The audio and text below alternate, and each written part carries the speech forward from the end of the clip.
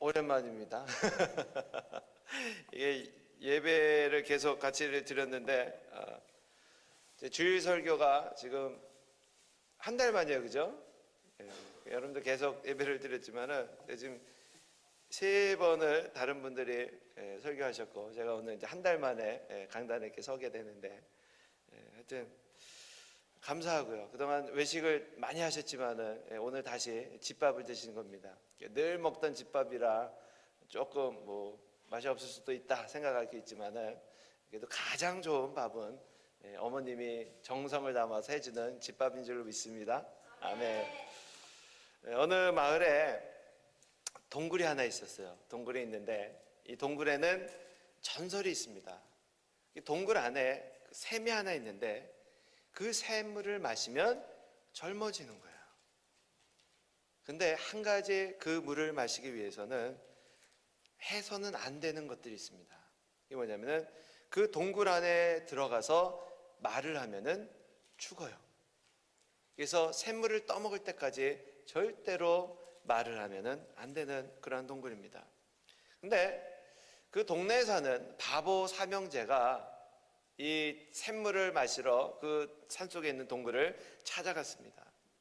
그러는 이 바보 삼형제가 찾아서 막 조심조심해 갖고 그 안에 샘물 있는데 앞에까지 딱 갔는데 그만 제일 큰 형이 뭐라고 얘기했냐면은 샘물을 딱 발견하니까 샘물이다 그랬어요.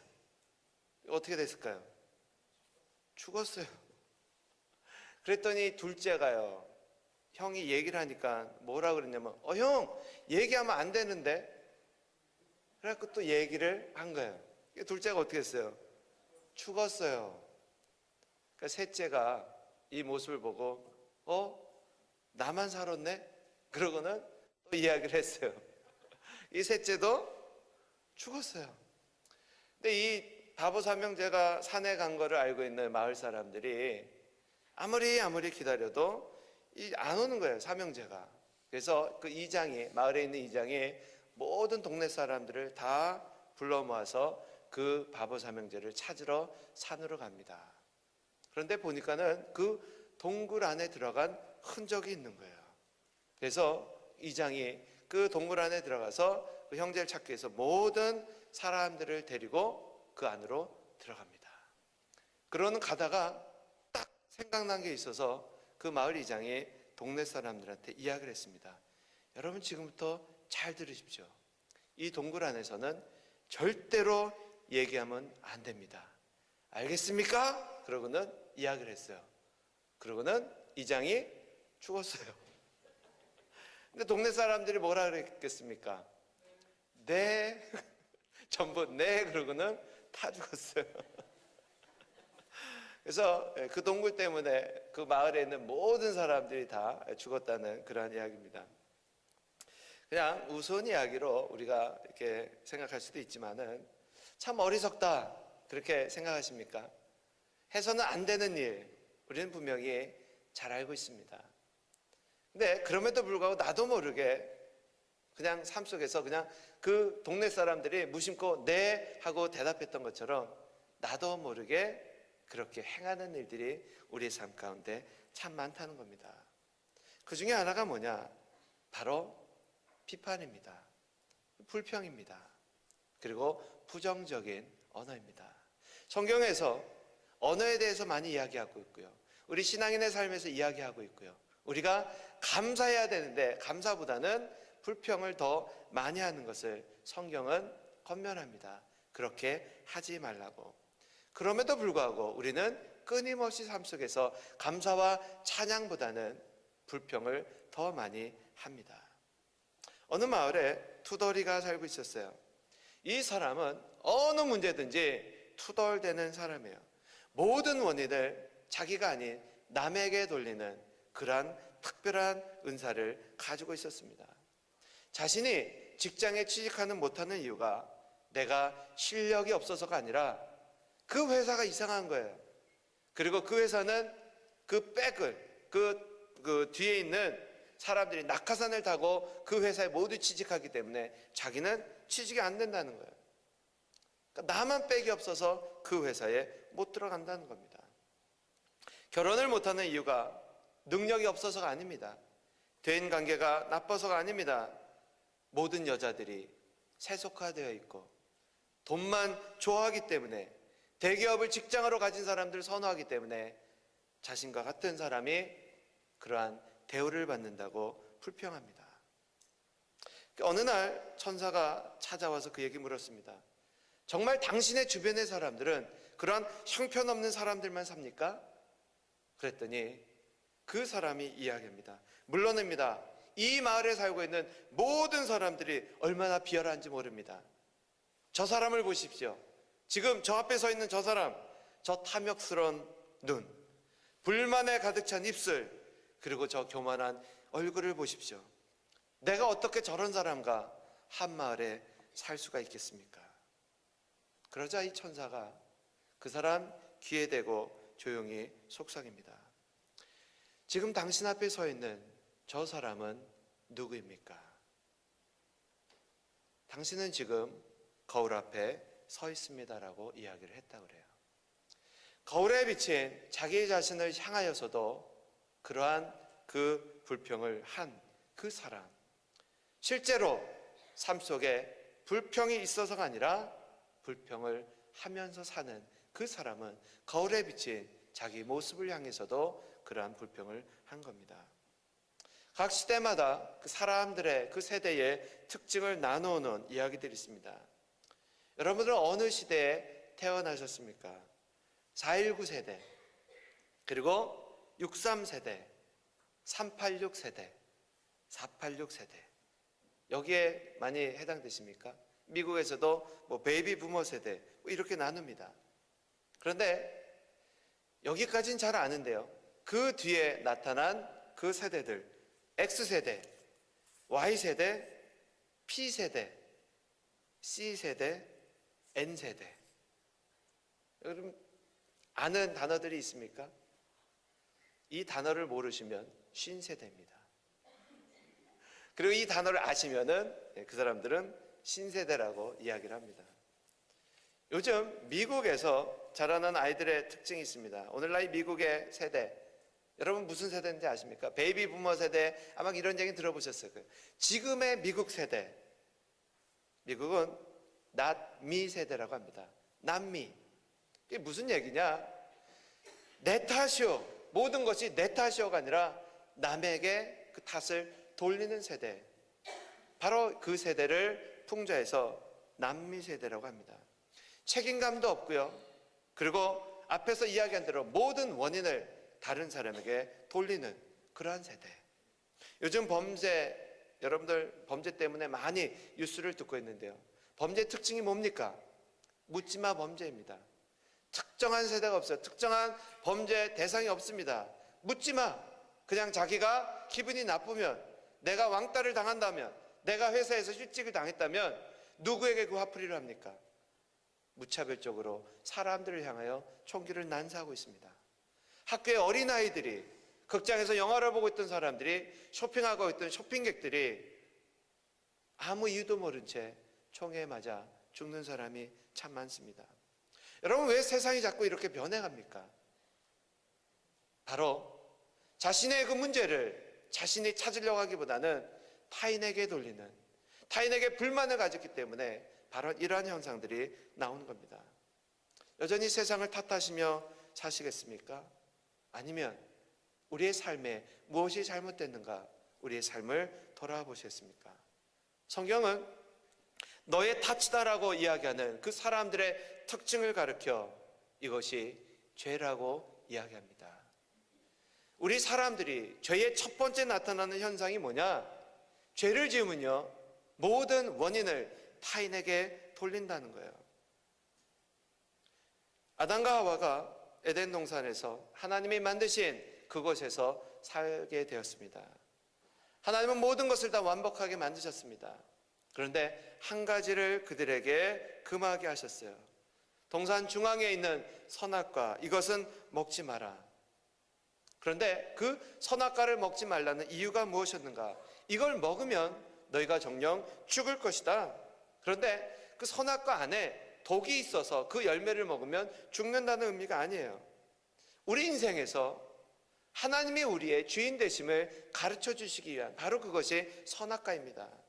네 마음대로 살지만 그러나 선악과를 볼 때 누구를 기억해야 됩니까? 하나님을 기억하는 겁니다. 아, 저거 먹지 말라 그랬어.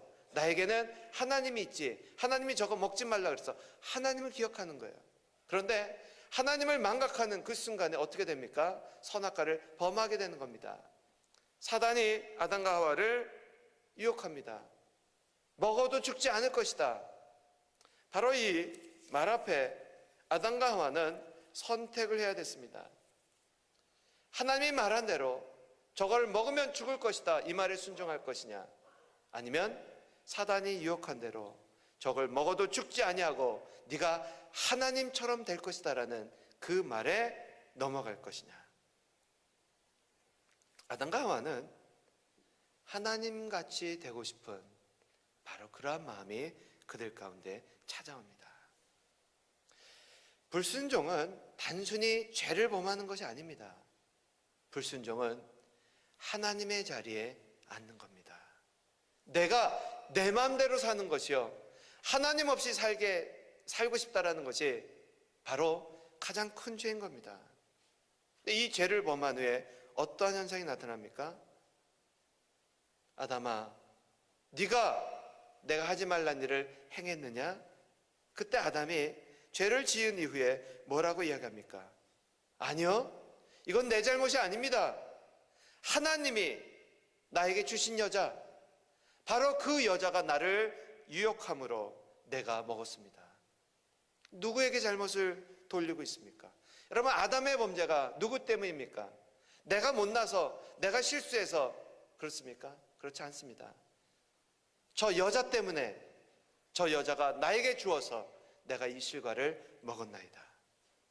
그리고 한 단계 더 나아가 누구를 원망합니까? 하나님이 주신 여자, 이것은 하나님의 잘못이라고 이야기합니다. 하와도 똑같이 이야기합니다. 하와야, 너 왜 그랬느냐? 저 뱀이 나를 깨물어 내가 그렇게 했습니다. 자신의 잘못을 뱀에게 돌립니다. 아담의 후손은요, 하나님이, 그 가인은 하나님이 제사를 받지 않는 이유가 어디에 있다라고 생각했습니까? 내가 하나님 앞에 참된 예배를 드리지 못했다고 이야기하지 아니하고, 바로 내 동생 아벨 때문에, 저 아벨만 없어지면 하나님이 내 제사를 받을 거야.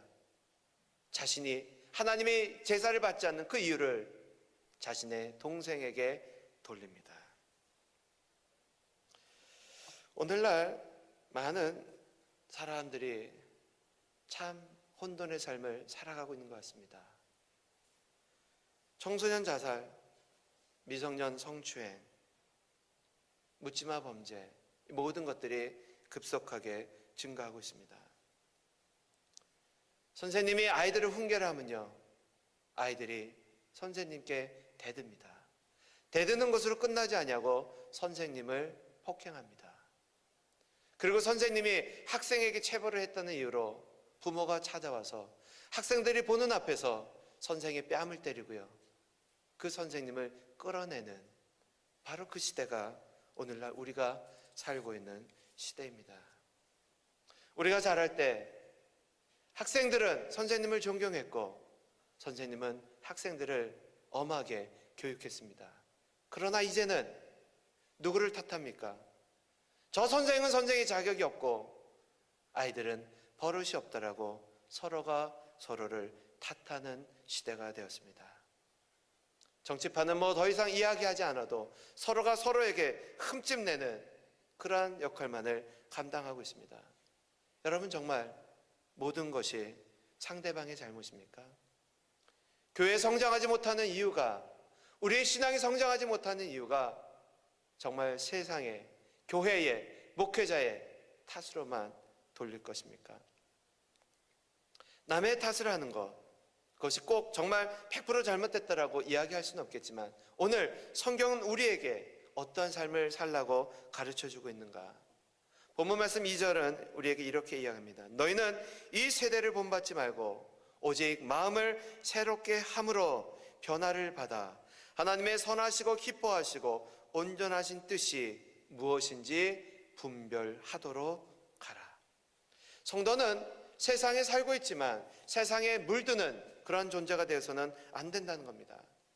변화를 주도하는 삶, 변화에 물드는 삶이 아니라 성도는 이 세대를 본받지 말고 하나님이 우리에게 주신 그 믿음의 삶을 살라고 가르칩니다. 세상을 탓하기 이전에 세상에서 너희는 세상의 빛이다, 너는 세상의 소금이다라고 말씀하신 바로 소금과 그 빛의 삶을 사는 것을 우리에게 가르쳐주고 있다는 거예요. 여러분, 세상을 탓하지 맙시다. 내가 세상의 빛이요 소금이 되었다라는 사실을 기억하시고 바로 그 세상의 변화를 우리 크리스찬들이 주도해 나가야 됩니다. 그러기 위해서는 어떻게 해야 됩니까? 가장 먼저는 마음을 새롭게 함으로 변화받아야 됩니다.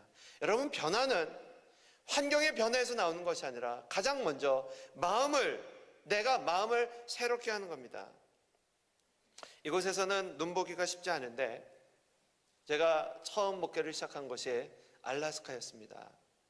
알래스카에서 8년 동안 지내면서 가장 많이 본 게 뭐겠습니까?